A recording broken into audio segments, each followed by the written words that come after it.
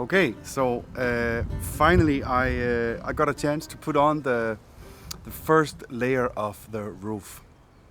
Spring is really on here in full volume, and everything is blooming. The flowers are coming out, the trees are popping, the birds are busy. All the nature is just waking up, and it's amazing to be here.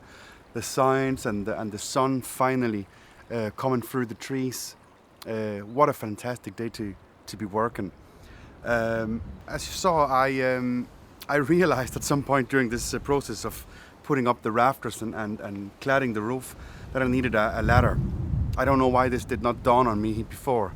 I did some really sketchy climbing and dodgy acrobatics up there, so I decided to build so I decided to build a simple ladder. I had an old spear shaft, straight ash, roughly 1 inch thick for the steps, and I took down some of the hazel right behind the house here for the main body of the ladder.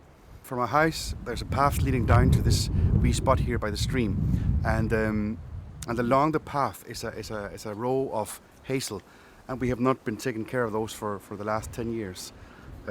So they do need some thinning out, and whenever there's a storm, some of them there's too many big trunks coming up from each plant or whatever, so they're starting to fall, and so it's okay to thin them out.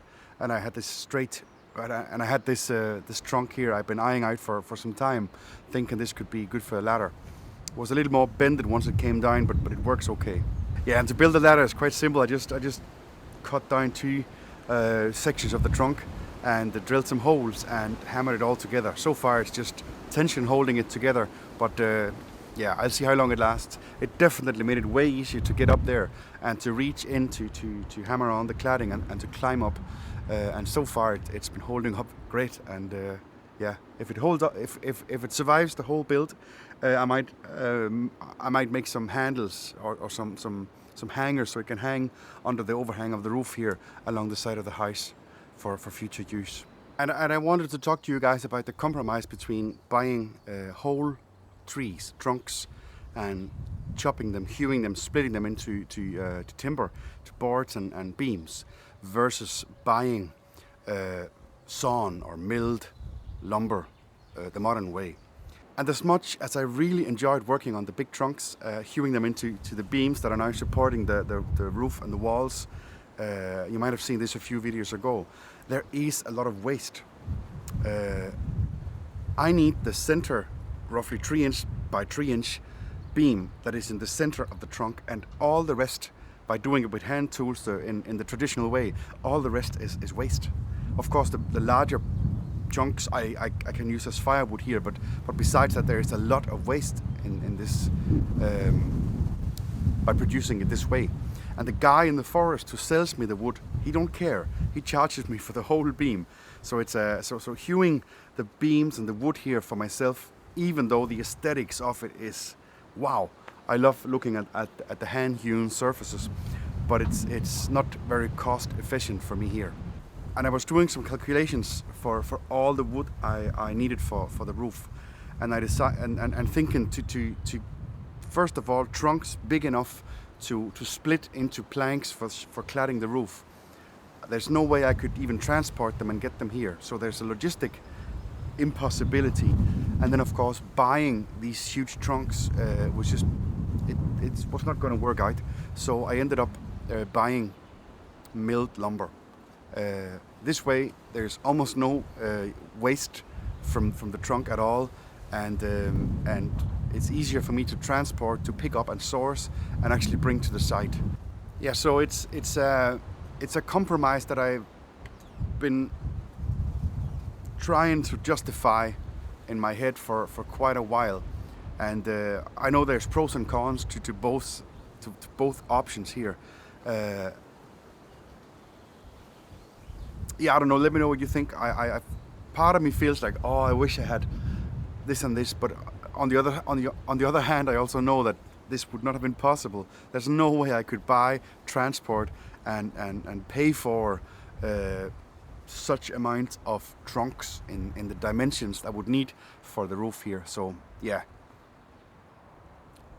I hope this makes sense. This is just some of the reflections I've been doing. But it was great to get to work again. It was fun to get up there in the height and see the whole site from above. And I love the way it looks right now. This is pine, and like I mentioned in the last video from the house here, this is not the finished layer of the roof. I would call this the under roof. For now it's okay, and it will be more or less waterproof. I will at some point protect it with a layer of birch bark tar. But for now it's okay, and it will provide shelter and shade in here, so I can start storing more of my material. At some point I will have to clad the roof with birch bark and turf, make a frame around to support the turf, and that will be the finished part of the roof. But for now I have a roof, and it feels great to sit here half under the shade. I'm almost looking forward for the next rainfall to come here and just sit here and hear the rain on the roof. That's going to be awesome. I will at some point also install a floor here. I have 2 large beams that I will set into the bottom frame, and there will be some kind of wooden floor, removable, so I can take it away for parts of the year when it floods here. But to be able to put it in some planks that are put into some kind of grooves, maybe, so it's nice to come here, even in the wet season, and come in here, have dry feet, and be able to spend time in the house, work here, and stuff like that.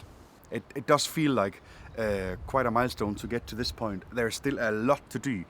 Many parts are not done on this house at all, but it feels like a milestone to come here. That now the walls are up, or at least 2 of them, and the roof. So this actually feels like a house now, even though it's not at all. So yeah, thank you once again for coming here to the small place by the stream here. It's a fantastic place. I hope it comes through. I just love it here. Springtime, it's dry, sunny, full of sounds, full of life, and to be able to work here. And I'm really happy you wanted to come along. And if there's anything you need to ask, or if you want to comment or ask questions about what I'm doing here, or something you saw in the video, please feel free. Write me a comment in the section below, and I will get back to you. I will answer to the best of my ability. I really enjoy engaging in this kind of communication, and it makes me feel like there's some kind of a community around this project here. So yeah, I look forward to hearing from you guys. Yeah, like I was talking about earlier, there's a lot of materials I need to buy. I don't own a forest. I can't just harvest whatever I want all the time. So there's a lot of expenses going into this project right now. And one of the ways you can help me, if you want, you can consider becoming a Patreon. On Patreon, there's a small community where we can talk on a more closed forum. And it's a way to support this project by donating a small monthly amount. It's not a lot, but there's some people doing it, and it's fantastic. It really helps me. It chips in, and it really helps me to source out and buy some of the materials that I need to make these videos. So yeah, and if you don't feel like doing that, and if you don't feel like doing that, it is absolutely okay. No hard feelings at all. I totally understand. So yeah. And till the next time, stay safe, my friends, and yeah, see you soon. Don't forget to click the little like button, subscribe, share this video with your friends, share it in your communities on Facebook and other medias. It really helps me to get the word out and help the channel grow. So yeah, that would be fantastic. Thank you so much.